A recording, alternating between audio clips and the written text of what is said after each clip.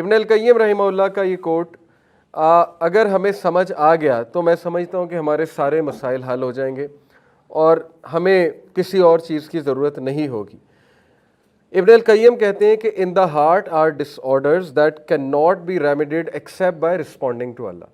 یہ جو قلب ہے نا، یہ مرکز ہے، ہر چیز کا مرکز ہی ہے۔ یہ جو ہمارا قلب ہے، اس میں ایک اسپرچول کور اللہ نے بنایا، ایک ایسا سینٹر بنایا ہے جو سینٹر ہماری ہر ڈیسیجن میکنگ، فیصلے، کریٹیکل تھنکنگ، تھاٹ پروسیس، ایمان، ہدایت، ہر چیز اس پر ڈیپینڈنٹ ہے، ہمارے قلب پہ ڈیپینڈنٹ ہے۔ اسی لیے رسول اللہ صلی اللہ علیہ وسلم نے کہا کہ انسان کے جسم میں ایک لوتھڑا ہے، ایک گوشت کا ٹکڑا ہے، اگر وہ درست ہے تو اس کے سارے معاملات درست ہیں، اگر وہ درست نہیں ہے تو پھر اس کے سارے معاملات خراب ہیں، اور وہ قلب ہے، وہ ہارٹ ہے۔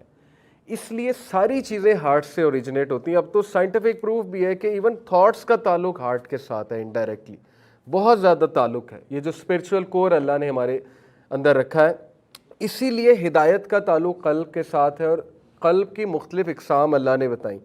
جب بھی اللہ نے بات کی نا کہ ہدایت کیوں نہیں پا رہے، تو اشارہ قلب کی طرف کیا ہے کہ ان کے دل سخت ہو گئے، دلوں کی سختی کی بات کی ہے، اوکے۔ اور دلوں کے پھر ٹائپس بھی بتائی کہ کچھ دل ہیں کہ وہ انٹرنلی اتنے اچھے ہیں، اتنے گڈ ہیں کہ وہ ہدایت کو فوراً ریکگنائز کر جاتے ہیں، کچھ کو ذرا وقت لگتا ہے، کچھ میں سے جب ہدایت یعنی وہی پاس کرتی ہے تب انہیں سمجھ آتی، کچھ ایکسپیرینسز سے سیکھتے ہیں وغیرہ وغیرہ۔ تو قلب کی ٹائپس ہیں، یعنی مائی پوائنٹ از کہ قلب ہمارا فوکل پوائنٹ ہے، ہر چیز قلب سے اوریجنیٹ ہو رہی ہے۔ ہدایت کا نور بھی قلب پہ ہی آتا ہے، کہتے ہیں نا کہ اس کے دل میں نور ہے، تو ہدایت کی نورانیت جسے کہتے ہیں اس کا تعلق بھی قلب سے ہے۔ اسی لیے رسول اللہ صلی اللہ علیہ وسلم نے کہا کہ جب انسان کو گناہ کرتا ہے، برا عمل کرتا ہے، تو اس کے قلب پہ کالا دھبا لگ جاتا ہے، اس کے دل پہ ایک بلیک سپاٹ لگ جاتا ہے، اور اگر وہ اس سے توبہ نہیں کرتا، ریپریمنڈ نہیں کرتا اپنے ایکشنز کو، تو وہ دھبا بڑھتا جاتا ہے، بڑھتا جاتا ہے، یہاں تک کہ وہ سارا دل کالا ہو جاتا ہے، اور پھر ایسا جو قلب ہے وہ ریکگنائز نہیں کر پاتا، نہ نیکی اسے نیکی لگتی ہے، نہ برائی برائی لگتی ہے، ایک غافل قلب جسے آپ کہہ لیں، ٹھیک ہے۔ تو یہ بات ہے۔ پھر دیکھیں حدیث میں آتا ہے کہ ضرورت سے زیادہ ہنسی مذاق دلوں کو سخت کر دیتا ہے، وہاں بھی دل کی طرف اشارہ ہے، ہر چیز کا تعلق قلب کے ساتھ ہے، ٹھیک ہے۔ تو اسی طرح قلب کی بات کی جائے تو دعائیں سکھائیں، یا مقلب القلوب ثبت قلبی علی دینک، کہ اے وہ جس کے ہاتھ میں دلوں کا کنٹرول ہے، اللہ کی ذات، تو میرا جو قلب ہے اس کو ہدایت بھی دیں اور اس کو استقامت بھی دیں، ہر چیز پھر دوبارہ قلب کے ساتھ کنیکٹ کر دی۔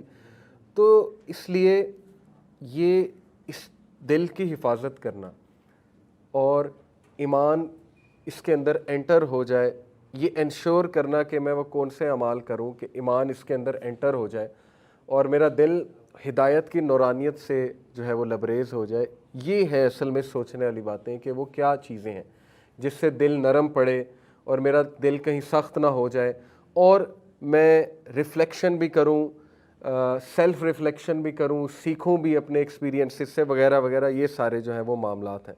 تو ابن القیم نے قلب کی بات کی، بہت خوبصورت بات۔ انہوں نے کہا یہ جو قلب ہے نا، اس میں کچھ ڈس آرڈرز ہیں that can not be remedied except by responding to Allah, اور یہ ڈس آرڈرز نہیں ٹھیک ہو سکتے جب تک اللہ کو آپ رسپونڈ نہیں کریں گے۔ رسپونڈ سے کیا مراد ہے کہ جب اللہ بلا رہا ہے تو رسپونڈ کرو، اور اللہ 5 وقت تو بلاتا ہی ہے، ویسے بھی اللہ بلا رہا ہے، تہجد کے ٹائم پہ بھی آسمان پہ، پہلے آسمان پہ اللہ آتا ہے کہ کوئی ہے جو رسپونڈ کرے گا مجھے، کوئی ہے کہ جو چاہتا ہے کہ اس کی دعا قبول ہو جائے تو آ جاؤ۔ تو اللہ کو رسپونڈ جب تک نہیں یہ قلب کرے گا، اس کے مسئلے حل، اس کے ڈس آرڈرز، یہ کون سے ڈس آرڈرز ہیں واللہ عالم، لیکن یہ حل نہیں ہونے والے۔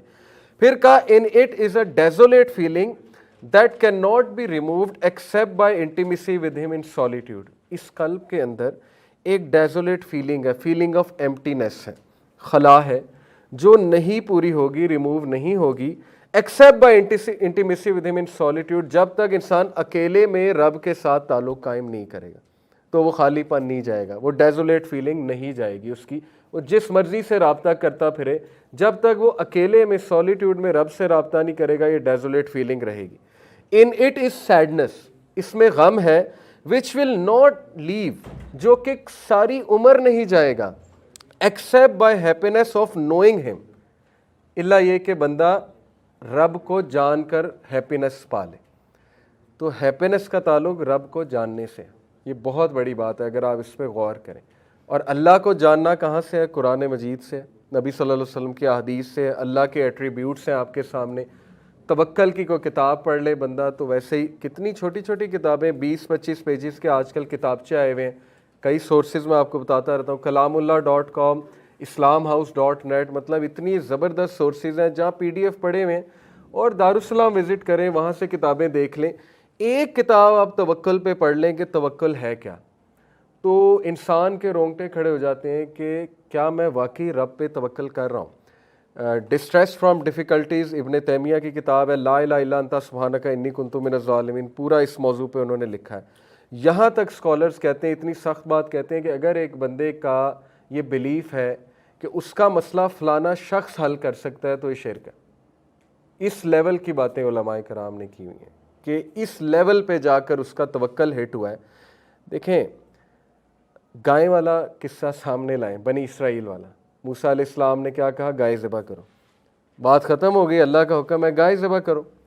وہ کن چکروں میں لگ گئے؟ اچھا کیسی ہو، کلر کیا ہو، وہ پرفیکشنسٹ بن گئے کہ یار یہ تو اب حکم آیا تو پھر پتہ نہیں ہمیں کیا کرنا پڑے گا، اور وہ کچھ تنگ کرنے کی بھی ان کی نیت تھی، تو وہ جیسے جیسے سوال پوچھتے گئے، پرفیکشنسٹ بننے کی کوشش کی، اللہ نے مزید کہا کہ ٹھیک ہے پھر ایسے ڈھونڈ کے لاؤ، وہ ٹائم بھی ویسٹ ہوا، اور اینڈ میں حل کس نے کرنا تھا؟ وہ گوشت کا جو ٹکڑا لگانا تھا وہ زندہ تو اللہ نہیں کرنا تھا نا، تو عام گائے سے بھی کر لیتے تو مسئلہ حل کس نے کرنا تھا؟ اللہ نے۔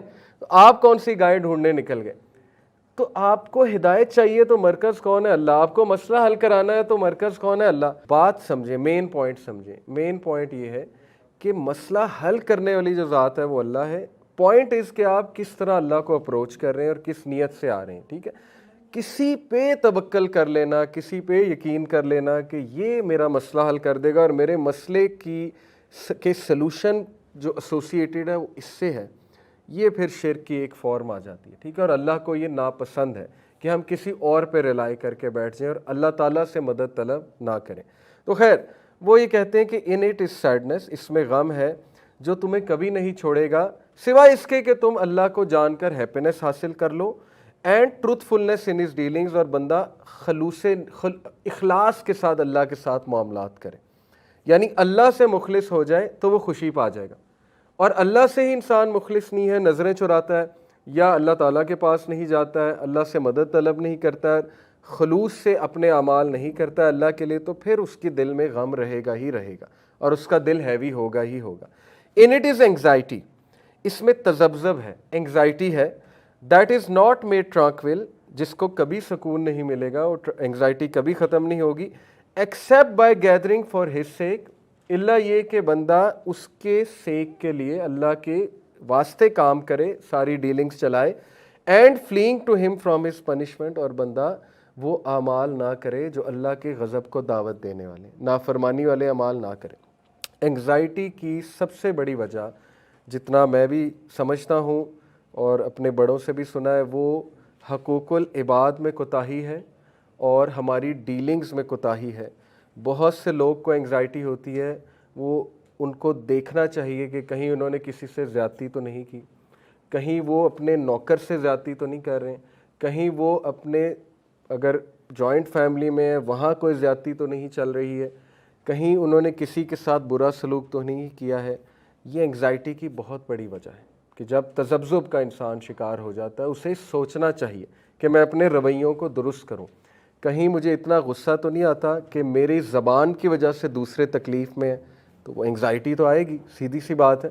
یہ برین کے فنکشن، سائیکالوجی بھی ہے اس کے پیچھے، کوگنیٹیو ڈسوننس کی وجہ سے اینگزائٹی آتی ہے۔ کوگنیٹیو ڈسوننس تبھی ہوتی ہے جب انسان وہ کر رہا ہے جو اسے کرنا نہیں چاہیے، وہ پھر برین کوگنیٹیو ڈسوننس میں چلا جاتا ہے، پھر ڈیفنس میکانزم بنتا ہے۔ فروئڈ نے ساری اس کی سیگمنٹ فروئڈ نے سائنس سمجھائی، وہ ڈیفنس میکانزم اینگزائٹی کاز کرتا رہتا ہے اور اینگزائٹی کو ڈیکریز کرنے کی کوشش بھی کرتا ہے، لیکن وہ کیا ہوتا ہے کہ ساری اینگزائٹی سب کانشیس میں جاری ہوتی ہے، مسئلہ اصل میں حل ہو نہیں رہا ہوتا ہے، اور پھر انسان کا دل گھبراتا ہے، انسان جو ہے وہ کہتا ہے کہ مجھے اینگزائٹی ہو رہی ہے۔ بہرحال اور بھی بہت سی وجہ ہو سکتی ہے اینگزائٹی کی، ضروری نہیں کہ یہی ہے، ہو سکتا ہے آپ کے ساتھ کوئی زیادتی کر رہا ہو، اس کی اینگزائٹی ہے، یا ہو سکتا ہے ویسے کسی کو اینگزائٹی پیشنٹ ہو، اس کی ہیریڈیٹری ریزنز بھی ہوتی ہیں، کچھ لوگوں کو اینگزائٹی ویسے ہی ہوتی ہے تو وہ پھر ڈاکٹر کو دکھانا پڑے گا۔ لیکن اینی وے جو یہ کہہ رہے ہیں وہ یہ کہہ رہے ہیں کہ اس میں اینگزائٹی ہے، جس کو کبھی سکون حاصل نہیں ہوگا سوائے اس کے کہ وہ اللہ کے ساتھ خلوص نیت کے ساتھ چلے اور یہ کہ وہ ایسے اعمال نہ کرے جو اس کو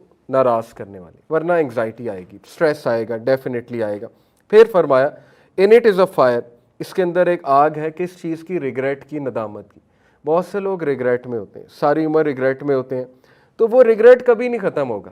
یہ ابن قیم کہہ رہے ہیں وہ آگ ریگریٹ کی کبھی ختم نہیں ہوگی سوائے by satisfaction with his commands, prohibitions and decrease, سوائے اس کے کہ آپ چپ کر کے اللہ کے احکامات کو، اس کی حرام کردہ چیزوں کو اور اس کے فیصلوں کو قبول کر لیں۔ اس کے علاوہ کوئی حل نہیں ہے اس فائر آف ریگریٹ کو مٹانے کے، کہ مجھ سے یہ ہو گیا، پاسٹ میں نے یہ کر دیا، یا مجھ سے ایک بہت بڑا گناہ سرزد ہو گیا۔ ٹھیک ہے، ندامت ایک حد تک اچھی بات ہے، لیکن اس ندامت کو بھجانے کا طریقہ یہ ہے کہ آپ موو فارورڈ کریں یہ سوچ کر کہ اللہ کے فیصلے تھے، اللہ تعالیٰ نے مجھے کچھ سکھانا تھا، اور پریزنٹ پہ فوکس کریں۔ تو جو تقدیر سے خوش نہیں ہے، اللہ کے فیصلوں سے خوش نہیں ہے، اللہ کی ڈسٹریبیوشن سے خوش نہیں ہے، اس میں وہ آگ، وہ بھڑک ریگریٹ کی کبھی ختم نہیں ہوگی۔ تو اس کا طریقہ یہ ہے کہ بندہ اللہ سے ملاقاتیں کر کے سکون میں آ جائے اور رب کے آگے سجدہ ریز ہو جائے اور رب کی رضا کو قبول کر لے۔ یہ ہمیں کرنا چاہیے بہت زیادہ۔ اسی لیے صبح شام کے اذکار میں رضیت باللہ ربًا وبالاسلام دینا وبمحمد صلی اللہ علیہ وسلم نبی، یعنی یہ دعا ہے 3 بار پڑھتے ہیں صبح اور شام۔ یہ ہماری کیا، ہمارا ذہن بنا رہا ہے کہ میں راضی ہوں اللہ سے ایز مائی رب، اسلام سے ایز مائی ریلیجن، اور محمد صلی اللہ علیہ وسلم سے ایز مائی نبی، تو اللہ تعالیٰ بھی اس سے راضی ہو جاتا ہے۔ تو یہ پریکٹس ڈیلی سکھائی ہے ہمیں رسول اللہ نے کہ پڑھو، کیونکہ پڑھنے سے، زبان سے ادا کرنے سے ری انفورسمنٹ ہوتی ہے، ایسے بیٹھے بیٹھے نہیں ہوتی ہے۔ تو روزانہ اپنے آپ کو یاد کرو، رضیت باللہ ربًا، رضیت باللہ ربًا، میں راضی ہوں اللہ کے فیصلوں پہ۔ اور جو بندہ اس کے زبان پہ یہ چیزیں جاری ہو جائیں گی تو پھر اللہ اس کو کافی ہو جائے گا۔ جو اللہ کے بارے میں ہم سوچیں گے ویسے ہی ہمارے ساتھ معاملات پیش آئیں گے۔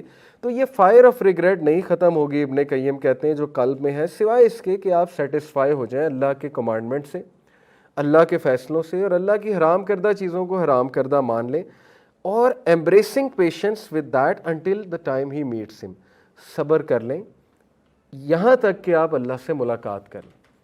تو صبر کی بہت تلقین کی گئی قرآن مجید میں، 91 بار، 91 ٹائم صبر کے کانسیپٹ کا ذکر ہے، اور بھی بہت بار ہے، لیکن ڈائریکٹ بات کر رہا ہوں۔ تو جنتیوں کی ایک خاص بات یہ کہ وہ صابرین میں سے تھے۔ پھر انبیاء کی انبیاء کا ایک بہت بڑا ایٹریبیوٹ اللہ نے بتایا، وہ صابرین میں سے تھے۔ تو صبر کیا ہوتا ہے؟ صبر کی ڈیفینیشن یہ رسول اللہ صلی اللہ علیہ وسلم نے فرمایا کہ patience is at the first strike of calamity. صبر ہے ہی یہ کہ حادثے کے شروع میں صبر ہوتا ہے، اس کے بعد تو صبر نہیں ہے۔ اس لیے کوشش یہ کرنی چاہیے، اپنا مزاج ایسا بنانا چاہیے کہ بندہ صبر کرے۔ صبر یہ نہیں ہے کہ ویٹ کرتے رہو اور سفر ہوتے رہو، وہ سفرنگ ہے۔ صبر اور سفرنگ میں فرق ہے۔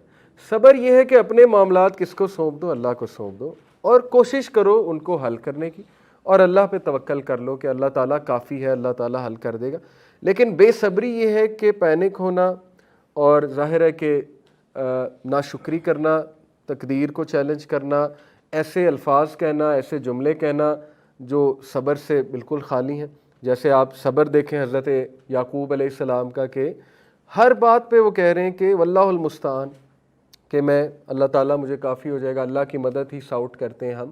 فصبر جمیل واللہ المستعان، کہ میں صبر جمیل کروں گا اور اللہ تعالیٰ کافی ہے۔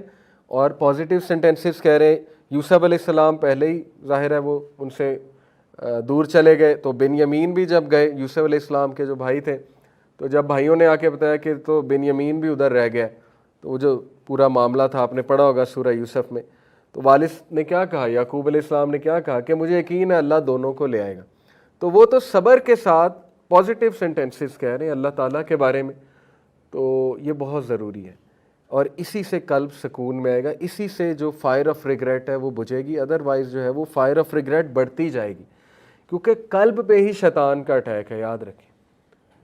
آپ سورہ فلق کی تفسیر پڑھ لیں، وہ بھی قلب پہ اٹیک کرتا ہے۔ صدور میں کیا ہے؟ صدر میں کیا ہے؟ قلب ہے۔ قلب پہ اس کا اٹیک ہے، اور وہ اٹیک نیگیٹیوٹی کا باعث ہے۔ جو سوچ پیدا ہو رہی ہے، جو قلب کی آپ کی کنڈیشن ہے وہی سوچ پیدا ہو رہی ہے. اسی لیے لوورنگ گیز کا بھی حکم دیا گیا نوجوانوں کو، کیونکہ ابن قیم نے ہی کہا کہ جب ہم کسی ایسی چیز کو دیکھتے ہیں جو حرام کردہ ہے تو وہ تیر کی طرح قلب پہ جا کے لگتی ہے، اور وہ تیر زہریلا ہے تو قلب اس سے جو ہے وہ خراب ہوتا ہے. اسی لیے یہ حدیث بھی ہے تُعْرَضُ الْفِتَنُ عَلَى الْقُلُوبِ كَالْحَصِيرِ عُودًا عُودًا، صحیح مسلم کی حدیث ہے کہ قیامت والے دن فتنے نمودار ہوں گے ان لوگوں کے قلوب پہ، دلوں پہ نمودار ہوں گے. اور پھر اللہ کے نبی صلی اللہ علیہ وسلم نے کہا کہ جو بھی ان فتنوں کے حوالے اپنے آپ کو کر دے گا، کہ وہ قلب جو انفلوئنس ہو جائے گا ان فتنوں سے، وہ فتنے آپ کے سامنے ہیں. ان فتنوں کی سب سے بڑی سورس ٹی وی ہے اور انٹرنیٹ ہے، کیونکہ ہر طرح کی آئیڈیالوجی آپ کے سامنے آ رہی ہے، انٹرٹینمنٹ آپ کے سامنے آ رہی ہے، اور مختلف آئیڈیالوجیز آپ کے سامنے آ رہی ہیں. فتنے ہی ہیں، ٹیسٹ اور ٹرائل ہے. جو ان میں پھنس جائے گا تو وہ دل نہ اچھائی کو پہچان سکے گا، نہ برائی کو پہچان سکے گا، سوائے اس کے جو اس کا من کرتا ہے، جو اس کی ڈیزائر کہتی ہے، وہ پھر اس کا حال ہے. تو یہاں بھی قلب کی طرف ہی فتنوں کا اشارہ کیا گیا کہ فتنے نمودار ہوں گے اس کے قلب پہ، اٹیک کریں گے اس کے قلب پہ. ٹھیک ہے، تو قلب کی حفاظت بہت ضروری ہے. تو پھر انہوں نے کہا کہ یہ جو فائر آف ریگریٹ ہے یہ نہیں ختم ہوگی الا یہ کہ بندہ راضی ہو جائے، اللہ تعالیٰ کی جو رضا ہے اس پہ راضی ہو جائے.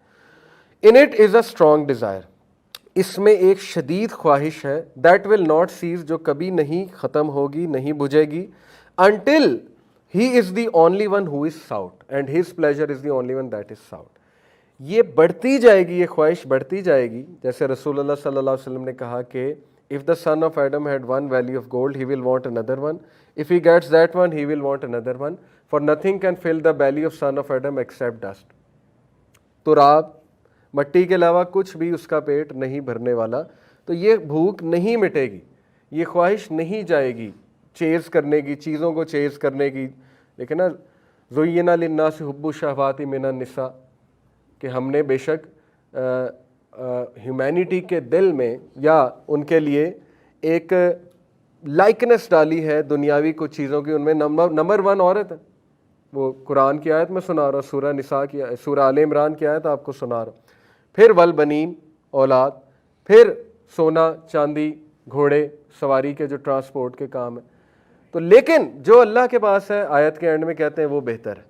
یہ ساری ٹھیک ہے، یہ ان میں مزین کیے گئے تمہارے لیے، بیوٹیفائی کر دیا گیا ان کا لو تمہارے دلوں میں، لیکن جو رب کے پاس ہے وہی کمپلیٹ کرے گا تمہیں. جو مرضی، جتنی مرضی بندہ جو ہے وہ یہ چیزوں کو چیز کرتا رہے، وہ کمپلیٹنس، سینس آف کمپلیٹنس نہیں آئے گی. تو وہ یہ کہتے ہیں یہ سینس آف کمپلیٹنس تبھی آئے گی جب اس بندے کا مین مقصد اللہ کی رضا اچیو کرنا ہے اور اللہ کو اچیو کرنا ہے، اللہ کے پیچھے بھاگنا ہے. فَفِرُّوا إِلَى اللَّهِ، قرآن کی آیت ہے، فلی ٹو اللہ. فَفِرُّوا إِلَى اللَّهِ کا مطلب ہے بھاگو، دوڑ لگاؤ اللہ کی طرف، فلی ٹو اللہ. تو امام شافعی رحمہ اللہ نے کہا نا کہ اگر بھاگ سکتے ہو تو بھاگ کے جاؤ، چل سکتے ہو تو چل کے جاؤ، رینگ سکتے ہو تو رینگ کے جاؤ، لیکن کبھی بھی جانا نہ چھوڑو. تو ہم کیا کرتے ہیں، ہم سمجھتے ہیں صرف بھاگ کے ہی جانا ہے. کوئی مشکل آتی ہے تو ہم گیو اپ کر جاتے ہیں. ہم کہتے ہیں نہیں، ہمارا اللہ سے کیا تعلق، اللہ ہماری کہاں سنے گا، ہمارے تو اتنے برے اعمال ہیں. تو امام شافعی تو کہہ رہے ہیں رینگ کر بھی جانا ہو تو جاؤ، جاؤ تو صحیح نا، کیونکہ تمہاری جو تھرسٹ ہے اس کو کوئنچ اللہ تعالیٰ کرے گا، اس کو کوئی انسان نہیں کر سکتا کوئنچ. تو وہ قلب کے معاملات ہیں. تو انہوں نے کہا کہ یہ جو اسٹرانگ ڈیزائر ہے یہ فل تبھی ہوگی جب اللہ کو پالو گے، اس کے علاوہ یہ فل نہیں ہونے والی. جو مرضی کرتے پھرو، انسان کبھی پلیز نہیں ہوگا. اسی لیے تمام معاملات، اللہ کے نبی صلی اللہ علیہ وسلم نے ہم پہ ایک بہت بڑا احسان کیا کہ ہمیں اللہ کا تعارف کرا دیا اور تمام معاملات اللہ سے جوڑ دیے. جب میاں بیوی یہ سوچ کر ایک دوسرے کے لیے احسان کریں گے اور اچھا کریں گے کہ میں اللہ کو راضی کرنے کے لیے کر رہا ہوں، تو نہ انہیں دکھ ہوگا نمبر 1، کیونکہ اگر آپ کو وہ سیم ٹریٹمنٹ نہیں مل رہی تو آپ کس کے لیے کر رہے ہو، اللہ کے لیے. تو وہ آپ کو عزت بھی دے گا، وہ آپ کو آپ کا درجہ بھی بلند کرے گا، اور قیامت والے دن آپ تو بری ہو نا کہ میں نے تو اپنے فرائض پورے کیے. لیکن اگر وہ دونوں ایک دوسرے کو پلیز کرنے کے لیے چیزیں ساری کر رہے ہیں تو پھر ظاہر ہے کہ یہ ایک ویکر کانسیپٹ ہے. اللہ کو راضی کرنے کے لیے ہر چیز کرنا کہ مجھے اس کے ساتھ اچھا سلوک اس لیے کرنا ہے یا اس کے ساتھ اچھا اس لیے چلنا ہے کیونکہ میرے رب کا حکم ہے، یا مجھے اپنے ان لاز کے ساتھ احسان دکھانا ہے اگر وہ کچھ کمی کوتاہی کر رہے ہیں اس لیے کیونکہ اللہ کے نبی صلی اللہ علیہ وسلم کا حکم ہے یا اللہ کا حکم ہے، تو پھر وہ آپ کی سوچ ہے، وہ بندے کو اسٹرینتھ دیتا ہے وہ کنسیپٹ. ٹھیک ہے، تو یہ بات ہے اصل میں کہ ہر چیز اللہ کی خوشنودی سے جڑی ہوئی ہے. آگے فرمایا ان اٹ از اے وائڈ، اس کے اندر ایک خلا ہے، that can not be filled, اور وہ خالی جگہ کبھی نہیں فل ہوگی ایکسیپٹ بائی ہز لو، سوائے اس کی محبت سے، ٹرننگ ٹو ہم، اس کی طرف رجوع کرنے سے، آلویز ریممبرنگ ہم، اس کا ذکر کرنے سے، اینڈ بینگ سنسیئر ٹو ہم، اور اس کے ساتھ مخلص ہونے سے. Were a person to be given the entire world and everything in it, چاہے انسان کو پوری دنیا دے دی جائے اور جو کچھ اس دنیا میں سب دے دیا جائے، that would never fill that void, وہ خالی جگہ وہ چیز پوری نہیں کر سکتی. تو یہ قابل غور پورا ان کا کوٹ ہے کہ قلب میں وہ چیزیں ہیں جن کا سب کا حل اللہ کے ساتھ جڑنا ہے، اور وہ نہیں انسان پا سکتا جب تک وہ رب کے ساتھ نہیں جڑ رہا، کوشش ہی نہیں کر رہا رب کے ساتھ جڑنے کی. اس کا سلوشن یہی ہے اور اس کا مسئلہ حل نہیں ہوگا. لوگوں پہ ڈیپینڈنس ویک بناتی ہے اور رب پہ ڈیپینڈنس اسٹرانگ بناتا ہے. اسی لیے سورہ عنکبوت میں بھی اللہ سبحانہ و تعالیٰ نے مثال دی کہ وہ لوگ جو اللہ کو چھوڑ کر دوسروں میں سہارا تلاش کرتے ہیں تو وہ مکڑی کے جالے کی مثال، وہ ویک ہے، ٹوٹ جائے گا. تو سہارا اللہ کا پکڑو. باقی یہ کہ لوگوں سے مشورہ کرنے میں کوئی حرج نہیں ہے، کسی مینٹور کے پاس جانے میں کوئی حرج نہیں ہے، ایک استاد کے پاس بیٹھنے میں کوئی حرج نہیں ہے، لیکن ایک کرائٹیریا یاد رکھیں کہ اگر ایک مینٹور اور استاد آپ کو اپنے سے کنیکٹ کر رہا ہے اور بار بار اپنی طرف لا رہا ہے تو وہ 2 نمبر ہے. یہ سیدھی سی بات ہے، کیونکہ تمام انبیاء کا پرپس تھا اللہ سے کنیکٹ کرنا، تمام انبیاء کا پرپس تھا اللہ کا تعارف کرانا کہ اے لوگوں میں تمہارے کسی نفع نقصان میرے ہاتھ میں ہے ہی نہیں، میرے ہاتھ میں کوئی کنجیاں نہیں ہے، ٹریجر میرے ہاتھ میں ٹریجر نہیں ہے. اللہ کے نبی کو اعلان کرنے کا کہا ہے اللہ نے قرآن مجید میں کہ انہیں بتا دو تم کسی نفع نقصان کا تمہارے پاس کچھ نہیں ہے. کس کے پاس ہے؟ اللہ کے پاس ہے. تو آؤ میں تمہیں اللہ کا تعارف کراتا ہوں اور میں تمہیں اللہ سے جوڑتا ہوں. یہ تھا تمام انبیاء کا کام کہ اللہ کی عبادت کرو، ایک اللہ کے ہو جاؤ، بس دیٹس اٹ. اسی سے اسٹرانگ بنتا ہے بندہ.